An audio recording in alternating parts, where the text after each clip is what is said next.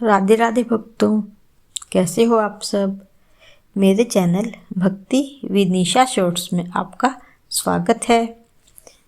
भक्तों, आज हम पुरुषोत्तम माह के 19वें अध्याय का श्रवण करेंगे। हमने अभी तक 18 अध्याय पूरे कर लिए हैं। अगर आपको एक साथ सुनने हो तो मेरी प्लेलिस्ट पे जाकर सुन सकते हैं।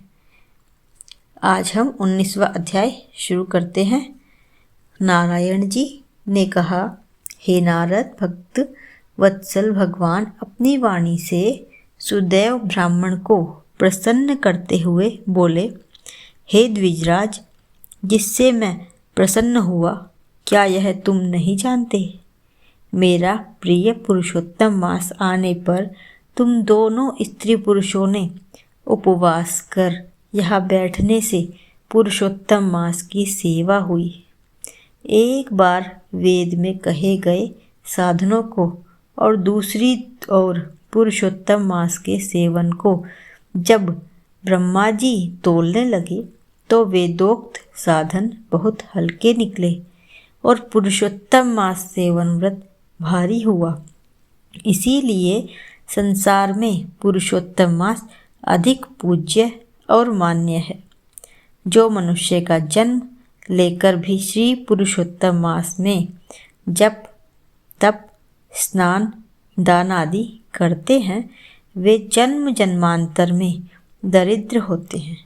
अतः सब प्रकार से यत्न करके मेरे प्रिय पुरुषोत्तम मास का सेवन करना चाहिए। जो पुरुषोत्तम की सेवा करेगा वह भाग्यवान धन्य होकर मुझको प्राप्त होगा। श्री नारायण बोले, इस प्रकार हे मुने, जगदीश्वर कृष्ण भगवान ऐसा कहकर तत्काल गरुड़ पर चढ़कर अत्यंत पवित्र बैकुंठ लोक को चले गए। स्त्री सहित सुदेव ब्राह्मण मृतप्राय होकर फिर जीवित हो गए और शुकदेव को देखकर रात दिन अत्यंत हर्षित होते रहे और कहने लगे कि यह अत्यंत आश्चर्य की बात है कि ऐसा मास कहीं भी न देखा न सुना। इस प्रकार आश्चर्य युक्त होकर वह सुदैव ब्राह्मण अत्यंत श्रद्धा युक्त होकर पुरुषोत्तम मास का सेवन करने लगा। ऋषि वाल्मीकि कहते हैं, वहीं तुम राजा जड़धनवा विख्यात हुए। हे राजन, पुरुषोत्तम मास के सेवन से संपूर्ण ऋषियों के भोगने वाले हुए। हे राजन, जो तुमने मुझसे पूछा था सो मैंने सब तुमको बतलाया और पूर्व जन्म में जो शुकदेव तुम्हारा पुत्र था वही तोता था। हरि ने उसको जी लाया और शुकदेव नाम से विख्यात हुआ। वह शुकदेव 12,000 वर्ष तक आयु भोग कर बैकुंठ को गया।